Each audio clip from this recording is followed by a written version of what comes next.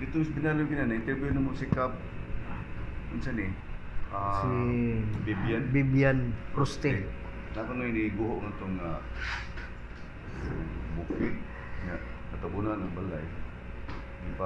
Ibakit nila sa kuan. Napot ni mo report sir. Wala man sir, wala may nang gato ang bukid wala may na. Ako ang bukid. O kaning kuan ko no kaning dool sa barangay nila niya. Sa to'y kuan sityo. Manglaw asa? Mangsa ko. Sa may sityo. Ato sityo mong kampo bro, kampo. Sityo ba? Kampo. So sa assessment sa norte sa kunsyal. Wala mo mabayad sir. So far sa wala man dig report ni sa atoa sa atong disaster. Wala na dito.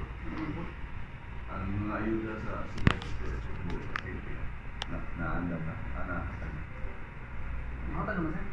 Kapat naman ako nabawaan mo kapat na lang balik nito. Kapat na balik sa Cebu City.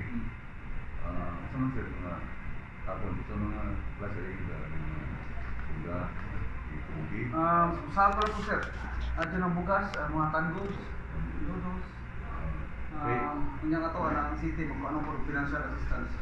Sa may kasi panuwan sa council financial assistance na yung pari. Budget mo 20 million per anak. Parihatan dito sa Bugo. 20 million, depende lang sa ang plano sa cities. Na imuhatag nga donation o bihon sa city. So, bali maghatag 1 million, 2 million may hatag. mo counterpart ang city. Counterpart. Ilisip kung palitan na yung dito 5 million. 5 million sa city. Mahimong 10 million na lang ulit na dito.